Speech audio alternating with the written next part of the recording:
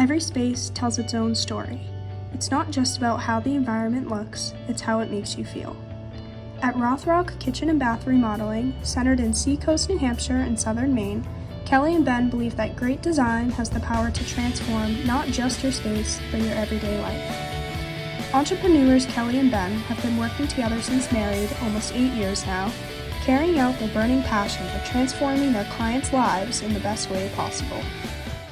What makes us different from other companies is that we really advocate and empower our client through the whole entire process. A typical process is clients will go to a designer to get everything designed, and then once they have that design, then they'll go hire a contractor to actually perform it. But there's a little bit of a disconnect between the two because the contractor wasn't necessarily with the designer and the homeowner from start to finish and can truly wrap their mind and their head around what the client is trying to accomplish in their vision. So in our company, we've decided to do both. So we're a design build company. When I'm walking with the client, I understand every bit of what they're trying to accomplish. But the most important part that makes us different is sometimes a lot of customers don't feel like they have control over their project, but that's our biggest goal, is to empower them to make their own decisions, to make their decisions in design and how they want things to happen in their own home. And we give them the tools that they also feel in control of their project, like the technology we use, like project management softwares, so that they can actually see what's happening in real time on the schedule. So it all starts with an initial phone call. So when someone fills out a web form or is just referred to us, then I go on the phone and we have a discovery call. And that's where we dive deep to figure out what are their needs and are we able to help them. And once we've established that, we can help them and we can meet their need, then we go out to the client's house for an initial concept evaluation. So at the concept evaluation, basically look over what we're working with. We're basically evaluating what's feasible in this space. Once we have that information, we can bring that to the client and be like, okay, here is what we can do. We can't do this, we can do this, where do we go from here? That information leads into what we can do in the design. So from there, we move on to the design phase. One of the first steps in the design phase with me is we kind of go over all of the priorities and we let them dream big first and say, what is the actual big picture that they want to accomplish in their space?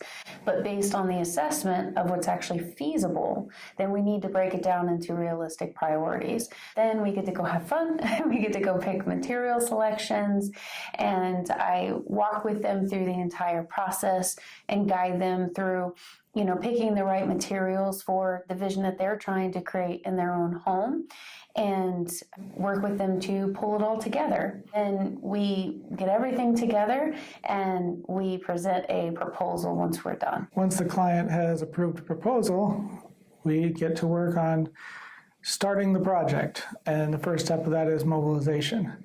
That's where we're ordering materials, we're getting the dumpster on site, we're scheduling workers, we're getting all those pieces together. From there, we're starting the build phase of the project. Leading up to the build phase is a lot of communication, just setting the expectations for our clients of what they're going to expect during the project. And so we let them know ahead of time. But then during the project, I maintain communication with our team to just make sure that everything is going smoothly. And if there's any issues that arise or questions, then we always call a timeout right then and there and try to discuss what the solution might be and present that to the client. The client is never in the dark during the actual construction phase of the project. They always know what's happening because we give them updates throughout the whole process. They're with me.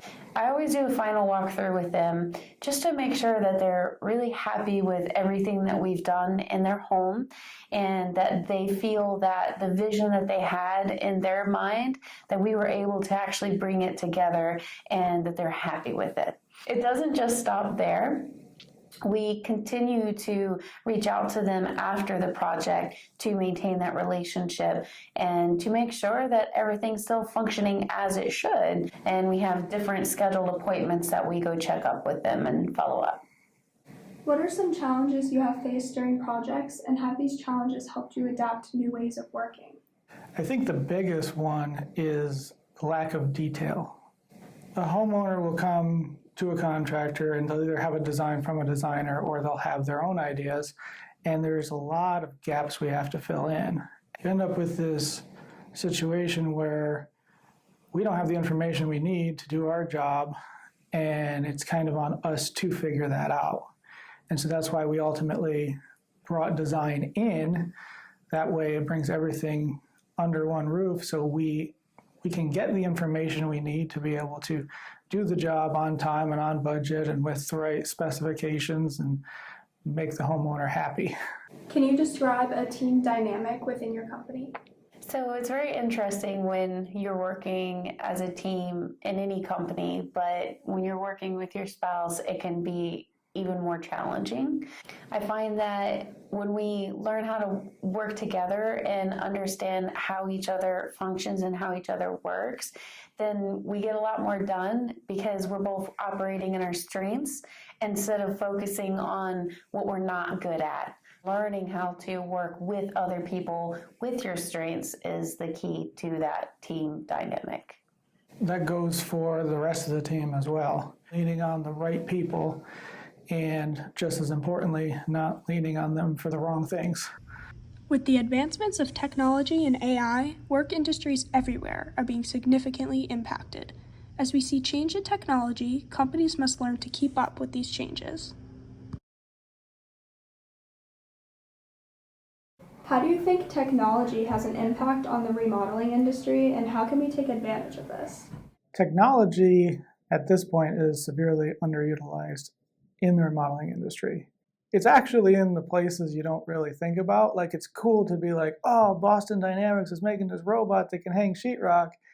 But really what's gonna revolutionize the industry is the simple things. Like, we use a project management software called JobTread, and in that, we can track all the photos of the project, all the specifications. We have the budget laid out, the schedule laid out.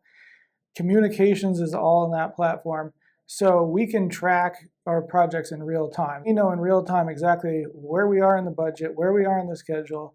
We can look at what's gonna happen before it happens.